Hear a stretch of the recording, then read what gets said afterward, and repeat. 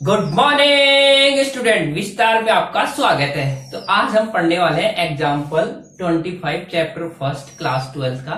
अभी तक आप पढ़ने कंपोजिशन फंक्शन और इनवर्स फंक्शन पढ़ा है और टाइप्स ऑफ फंक्शन पढ़ लिए।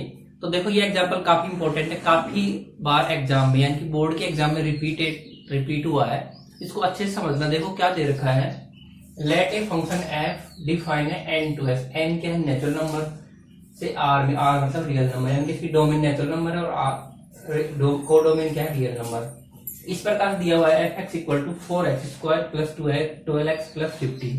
यहाँ पे 15 है, 12x प्लस 15। ठीक है, हमें क्या बताना है, सो दैट एक फंक्शन जो एफ है वो क्या है, इन्वर्टेबल है, invertible and find F inverse x. इसका इनवर्स भी निकालना है मुझे। ठीक है, तो कोई भी फंक्शन इन्वर्टेबल होगा तो उसके लिए उसके क्या क्या कंडीशन जरूरी है, हमेशा उसको 1 1 और ऑन टू प्रूव कर दो। कोई फंक्शन इन्वर्टेबल कब होगा, अगर वो 1 1 और ऑन टू दोनों होगा तो क्या हो जाएगा, इन्वर्टेबल हो जाएगा।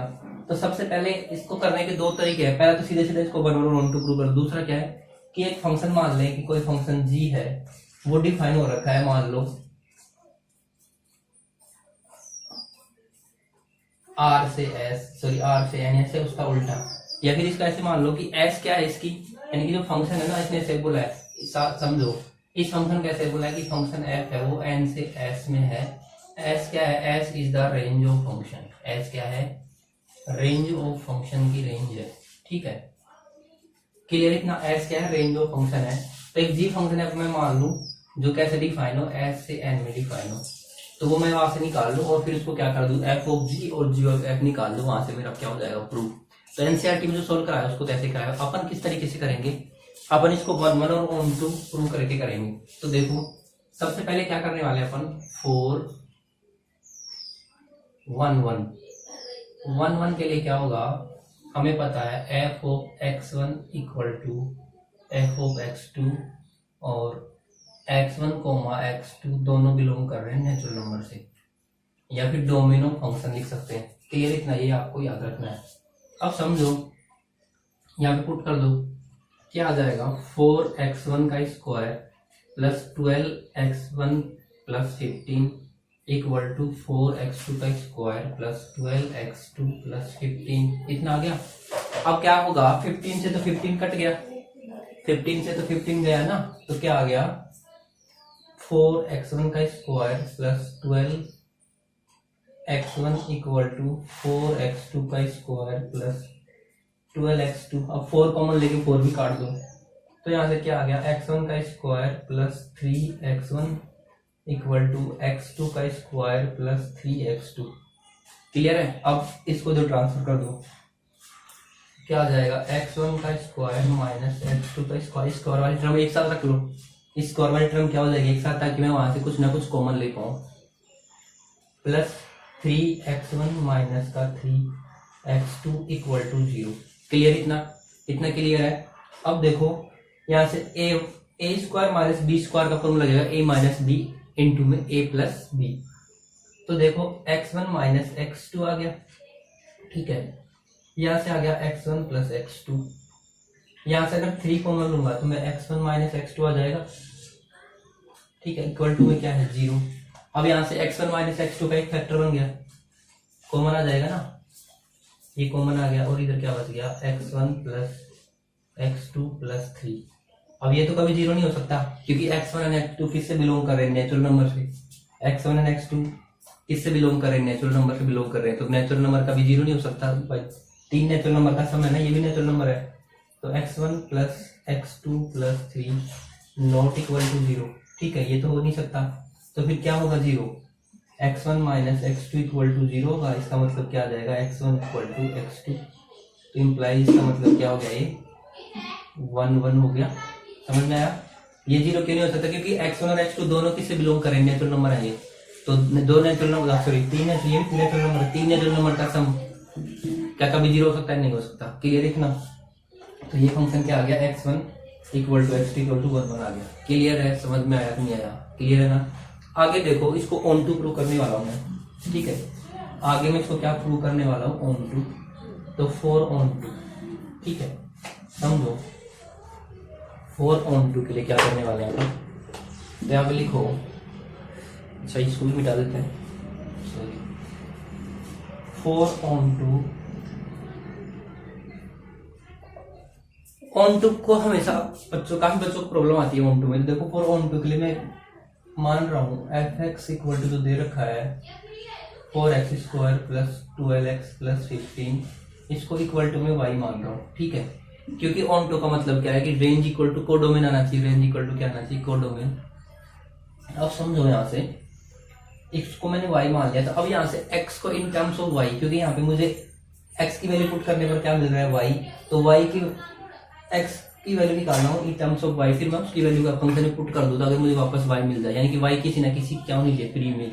यहाँ पे जितने भी y है ना, यहाँ पे जितने भी y है वो किसी ना किसी की क्या होनी चाहिए, प्री इमेज।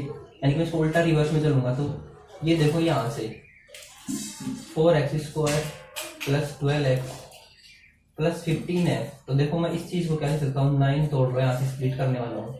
ऐसा क्यों किया मैंने, क्योंकि यहाँ पे 2x का होल स्क्वायर कह सकता हूँ इसको, ठीक है। परफेक्ट स्क्वायर बनाने की कोशिश कर रहा हूँ, क्योंकि वैसे तो आएगा नहीं, वैसे तो क्वाड्रेटिक बनेगी और लंबा सारा मेथड हो जाएगा, ठीक है। y को जल्दी जाके 0 करेंगे, फिर क्वाड्रेटिक बन जाएगी, x² 0x2 वहां से वैल्यू निकालेंगे, तो काफी लंबा प्रोसेस होगी। चलिए इसको परफेक्ट स्क्वायर बना लो, तो 2x का होल स्क्वायर कह सकता हूँ इसको, यहाँ से 2a इंटू बी, a कितना है 2x इंटू में b कितना है 3, तो 3 इंटू 2 6, 6 इंटू 12 आ गया, प्लस 3 का स्क्वायर, बात समझ में आई, प्लस 6 को अलग से स्प्लिट कर लिया। तो अब देखो यहाँ से लेके यहाँ तक क्या बन गया, एक ये परफेक्ट स्क्वायर बन गया, क्योंकि मुझे 4x² दिख रहा था। यहाँ पे सबसे बड़ी बात क्या है कि मुझे क्या दिख रहा था, 4x² दिख रहा था, 12x दिख रहा था, तो यहाँ से 2x का होल स्क्वायर बनाने की कोशिश की मैंने, और यहाँ से 2x निकाला, तो 2 इंटू 2x निकालने के बाद क्या बचता है मेरे पास 3 बचता है, तो फिर मैंने 3 का स्क्वायर निकाले यहाँ से 15 से। अब समझ में आ गया, ठीक है। तो देखो ये तो क्या हो गया, 2x प्लस 3 का होल स्क्वायर प्लस 6, और ये किसके बराबर है, ये इक्वल टू में y चल रहा है। अब मैं यहाँ से x की वैल्यू निकालने वाला हूँ, तो 6 उधर ट्रांसफर हो जाएगा, तो देखो 2x प्लस 3 का whole square equal to y minus 6 आ जाएगा ना, y माइनस 6, ठीक है। अब समझो यहाँ से क्या करने वाला हूं मैं, ये जो स्क्वायर है वो उधर अंडर रूट कर देगा उसका, तो 2x प्लस 3 है तो वो इधर कर देगा रूट में y माइनस 6, ठीक है। y माइनस 6 आ गया, अब 3 को उधर ट्रांसफर कर देंगे, ठीक है। रूट स्क्वायर हटेगा तो रूट में आ गया ना, तो देखो क्या बन जाएगा यहाँ पे 2x इक्वल टू रूट में y माइनस 6 माइनस 3, ठीक है। अगर कंफ्यूजन आ रहा है तो ब्रैकेट लगा दो, क्लियर इतना। अब क्या आ जाएगा यहाँ से x की वैल्यू क्या आ जाएगी, 2 डिवाइड में चला जाएगा, रूट में y minus 6 minus 3 divided by, कुछ गलती की कि नहीं की, डिवाइडेड बाई 2, तो ये x की वैल्यू आ गई, ये क्या आ गई, x की वैल्यू आ गई इन टर्म्स ऑफ y, ये किसकी वैल्यू आ चुकी है, x की वैल्यू आ गई इन टर्म्स ऑफ y। अब मैं क्या निकालने वाला हूँ, अब मैं यहीं पे निकाल देता हूँ, या फिर यहाँ निकाल लेते हैं, यहाँ आ जाएगा। अब समझना मैं निकालने वाला हूँ f रूट में y माइनस 6, ठीक है, ये बड़ा ब्रैकेट है माइनस 3/2 की वैल्यू, इनकी फंक्शन के अंदर ये वैल्यू पुट करने वाला हूँ, फंक्शन के अंदर मैं ये वैल्यू पुट करने वाला हूँ, क्योंकि ये क्या आ गया मेरे पास, x एलिमेंट की वैल्यू आ गई। अगर x एलिमेंट की वैल्यू मैं पुट कर रहा हूँ तो मुझे वापस y मिल जाएगा, x एलिमेंट की वैल्यू मैं पुट कर रहा हूँ तो वापस अगर मुझे y मिल जाएगा तो वो मेरा फंक्शन क्या हो जाएगा, ऑन हो जाएगा, ठीक है। तो समझो ये मैंने वैल्यू पुट कर रहा हूँ फंक्शन में, तो क्या मिलेगा, फंक्शन क्या कहता है कि यहाँ पे देखो फंक्शन की वैल्यू अपन ने इसको परफेक्ट स्क्वायर बना दिया ना, तो इस पे समझो कि जो भी उसके अंदर होता है उसको 2 से मल्टीप्लाई करके प्लस 3 करके स्क्वायर कर दो, तो इसके अंदर जो भी है ये रहा पूरा, ठीक है। तो उसको 2 से मल्टीप्लाई करेंगे तो 2 टाइम्स ऑफ y माइनस 6, ठीक है, 2 टाइम्स ऑफ y माइनस 6, अच्छा पूरा है ना, पूरे को मल्टीप्लाई करेंगे, तो ऐसे लिखो, यहाँ पे लगाओ ऐसे ही, माइनस का 3 डिवाइडेड बाई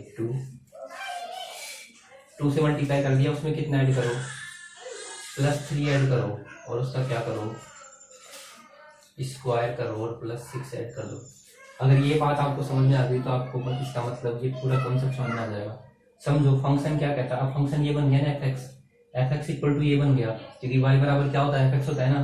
तो एफ एक्स क्या हो गया, 2x + 3 का होल स्क्वायर +6, यानी कि जब x मैंने पुट किया फंक्शन के अंदर, x गया तो उसने उसको 2 से मल्टीप्लाई करके +3 ऐड करके उसका होल स्क्वायर करो। तो जब फंक्शन के अंदर ये वैल्यू पुट की मैंने, फंक्शन के अंदर जब मैंने ये वैल्यू पुट की तो इसको 2 से मल्टीप्लाई किया, 2 से मल्टीप्लाई करके इस पूरे को 2 से मल्टीप्लाई, देखिए अब ये ब्रैकेट लगा हुआ है, अगर आपको दिख रहा हो तो ये इसकी यहाँ तक और ये पूरा ब्रैकेट यहाँ तक है। इस पूरे को मैंने 2 से मल्टीप्लाई किया, फिर उसमें +3 ऐड कर दिया, ये रहा। और क्या करना है, उसका होल स्क्वायर करना है। तो देखो मैंने होल स्क्वायर भी कर दिया, ठीक है। फिर क्या ऐड करना है, +6 कर दिया। अब देखो ये 2 से 2 कट गया ना, समझना, क्योंकि पूरे के डिवाइड में है ना ये। तो रूट में क्या आ गया, y - 6 माइनस का 3, 2 से 2 कट चुका, प्लस का 3 और इसका क्या है, होल स्क्वायर प्लस का 6। अच्छे से समझना इसे। अब देखो 3 से 3 कट चुका है, रूट में y - 6 आ गया, ठीक है। इसका क्या है, होल स्क्वायर प्लस का 6। अब अंडर रूट कट जाएगा तो यहाँ से कितना आ जाएगा, y - 6 प्लस का 6। तो यहाँ से सोल्व करने पर क्या मिल गया, मुझे y मिल गया। ये काफी अच्छी कैलकुलेशन है, बोर्ड एग्जाम में काफी बार रिपीट हुआ, इसको अच्छे से समझ लेना, ठीक है। बार बार रिपीट कर रहा हूँ। फंक्शन के अंदर जो भी होगा उसको 2 से मल्टीप्लाई करके 3 ऐड करके उसका होल स्क्वायर करना है। तो फंक्शन के अंदर मैंने ये डाला तो उसको 2 से मल्टीप्लाई करके 3 ऐड करके, ठीक है, और उसका होल स्क्वायर किया। 2 से मल्टीप्लाई करके 3 ऐड करके उसका होल स्क्वायर कर दिया। फिर देखो 2 से 2 कट गया, ये आ गया ऐसे, फिर 3 से 3 कट गया, फिर ये रूट कट गया। अब मुझे पता है कि यहाँ पे ध्यान देना, बस यहाँ पे इसको y > 6 आएगा, क्योंकि y रूट के अंदर है, y किसके अंदर है, रूट के अंदर। और यहाँ से वैसे भी पता लग रहा है कि y की जो रेंज, फंक्शन की जो रेंज आएगी, y क्या है, रेंज ही तो है। तो ये मिनिमम क्या हो सकता है, परफेक्ट स्क्वायर यानी 0 हो सकता है। जब ये 0 का तो मिनिमम वैल्यू जाएगी 6, तो 6 और 6 से बड़ा ही होगा हमेशा, ठीक है। तो यहाँ से जब मैंने f को y रूट में y - 6 - 3/2 पुट किया तो y मिल गया मुझे। इसका मतलब ये फंक्शन क्या है, ऑन टू है। ये फंक्शन क्या है, ऑन टू है। तो मैं यहाँ से कह सकता हूँ hence it is a onto function. क्या कह सकता हूँ मैं, hence it is a 1 and on to. तो अगर ये 1 एंड ऑन टू दोनों है,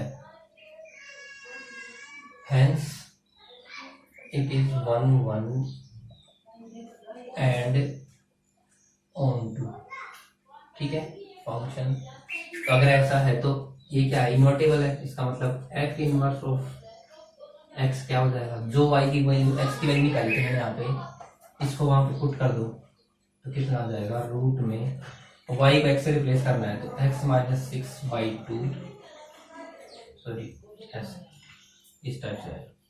ये होगा इसका f inverse x। f inverse x क्या होगा, x - 6 रूट में -3/2। और अगर ऐसे नहीं आ रहा तो ऐसे ऐसे आएगा, ठीक है। f इनवर्स x क्या है, यानी जो अपन y की वैल्यू, जो सॉरी x की वैल्यू निकालते हैं इन टर्म्स ऑफ y, यानी कि उसका ऑन टू प्रूव करने के लिए जो अपन x की वैल्यू निकालते हैं इन टर्म्स ऑफ y, उसी को फिर वापस इनवर्स फंक्शन के बराबर रख दिया करो और y को x से रिप्लेस कर दो, ठीक है। y को किससे रिप्लेस कर दो, x से, यानी कि यहाँ पे जो y था उसका रिप्लेस कर दो। ये तरीका होता है इनवर्स निकालने का, ठीक है। क्लियर इतना। तो इस प्रकार से अपन इसका इनवर्स निकाल लिया। अब देखो आगे, ये तो हो गया अपना एग्जाम्पल नंबर 25। काफी अच्छा एग्जाम्पल है और मैंने एकदम आसान से सोल्व किया इसको, ठीक है। एक एग्जाम्पल वो कर लेते हैं 26, उसके बाद में थ्योरम्स आएंगे। क्या बोला है, एक फंक्शन है f n से n में और g है वो भी n से n में है, नेचुरल नंबर डिफाइन है। एंड एक फंक्शन h है वो n से r में डिफाइन है। तो यहाँ पे fx तो कितना है 2x, ठीक है। g y बोला है, y की टर्म में कोई बात नहीं, 3y प्लस का 4। एंड h को z की फॉर्म में बोला है, h z कितना है sin z। और आगे बोला है 4x, y, z belong to n, natural number से बिलोंग करेंगे, x y z तीनों से बिलोंग करेंगे नेचुरल नंबर से बिलोंग करेगी। ठीक है, हमें क्या करना है, सो दैट यानी कि वो करना एक तरह से,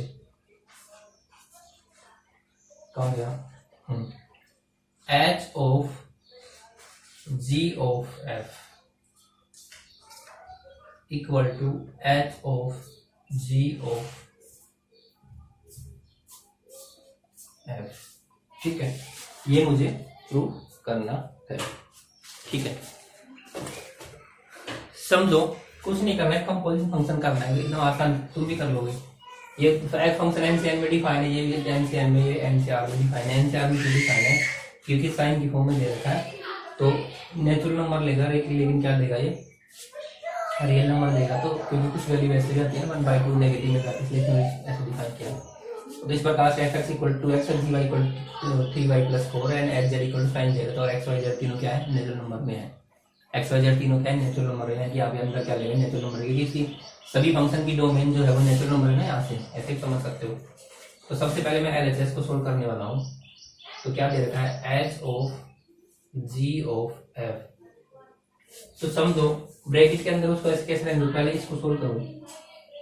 इसको मैं क्या कह सकता हूँ, इसको कह सकता हूँ h of g of f, कह सकता हूँ ना, h of g of f. अब इसको क्या कह सकते हैं कि इसके अंदर क्या चला जाएगा, जी ऑफ एफ। अब जी ऑफ एफ अलग से निकाल दो, सॉरी, अब क्या हो जाएगा, H of g of f x, ऐसे जाएगा ना, h of g of f x. अब एफ एक्स जाएगा जी के अंदर, तो क्या चला जाएगा, एफ एक्स कितना है, एफ एक्स इक्वल टू कितना है, 2x। समझ में आ गया ना, एफ एक्स की वैल्यू मैंने पुट कर दी 2x। अब g के अंदर क्या चला गया, 2x चला गया, g के अंदर क्या चला गया, 2x। तो g क्या कहता है, मेरे अंदर जो भी जाएगा उसको मैं 3 से मल्टीप्लाई करके 4 ऐड कर दूंगा। 3 से मल्टीप्लाई करके क्या कर दूंगा, 4 ऐड कर दूंगा। तो क्या देता है ये, 3 से मल्टीप्लाई करके 4 दे देगा। तो ये जो गया इसको 3 से मल्टीप्लाई करेगा, 3 इंटू 2x प्लस 4 ऐड कर देगा। ये समझ में आया।